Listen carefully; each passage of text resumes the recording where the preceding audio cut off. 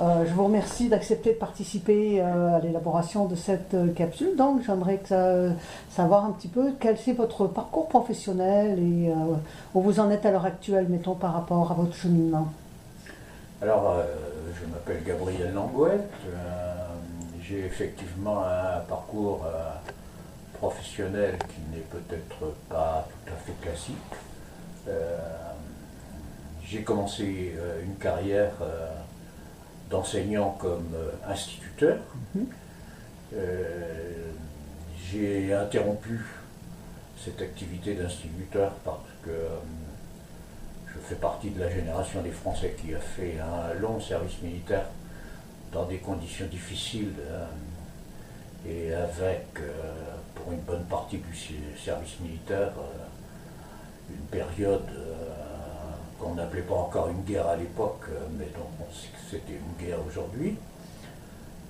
Et j'ai repris mon métier d'instituteur après cette période qui était forcément une période à la fois de mûrissement et un peu de meurtrissement, on va dire. Et cette carrière d'instituteur, je l'ai menée au total 7 à 8 ans. Puis je suis parti pour une période de professorat dans une spécialité les mathématiques et au collège. C'était le plein moment de l'explosion scolaire en France, les années 60. Et ce moment m'a incité à la fois à développer un projet professionnel. Je suis devenu ensuite chef d'établissement et en même temps à reprendre des études universitaires en sciences de l'éducation, lesquelles étaient en train de se développer puisque les sciences d'éducation en France sont nées en 1967, un an avant 1968, qui a été une grande année de réflexion pour moi. Et dans le champ des sciences de l'éducation, je pense avoir eu immédiatement deux maîtres incontestés et incontestables. Un grand personnage français qui s'appelle Georges Snider, qui, à mon avis, est le meilleur philosophe de l'éducation du XXe siècle, et qui vient de mourir à 94 ans, et qui est devenu un ami extraordinaire. Et puis une sociologue de l'éducation qui a sans doute joué dans ma vocation de façon énorme, qui est aussi une grande sociologue et une grande dame, qui s'appelle Viviane Isambert-Jamati. Et les deux m'ont incité à faire deux thèses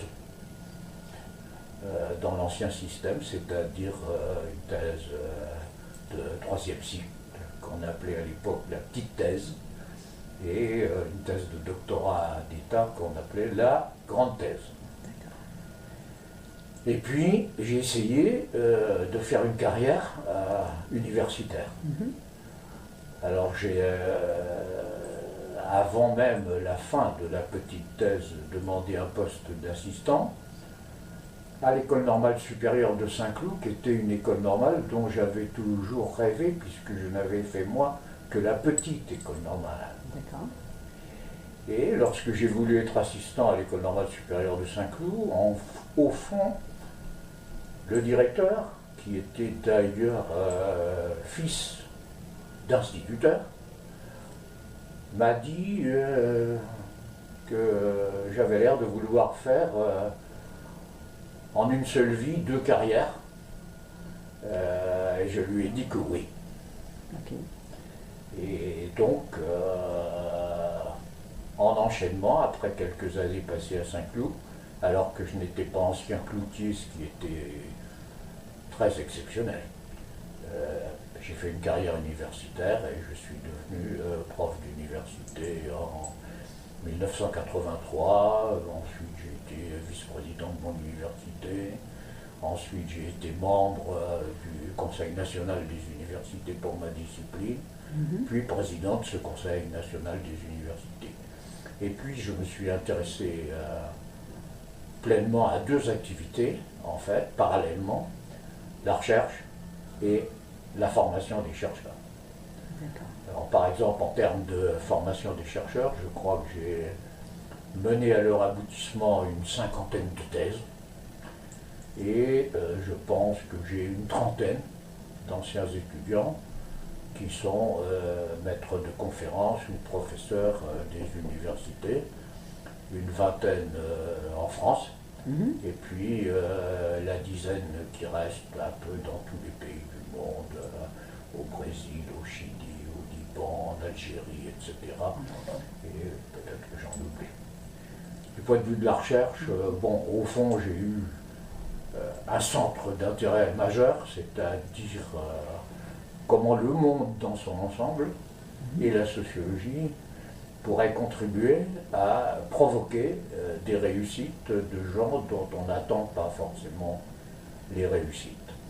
Et c'est ce qui m'a amené sur divers plans, les innovations pédagogiques, les comparaisons entre le public et le privé en France, la démocratisation en général, et les inégalités dans le monde dont je suis venu parler à Sherbrooke, qui m'ont amené à m'installer dans cette recherche d'un monde meilleur, y compris à travers l'éducation.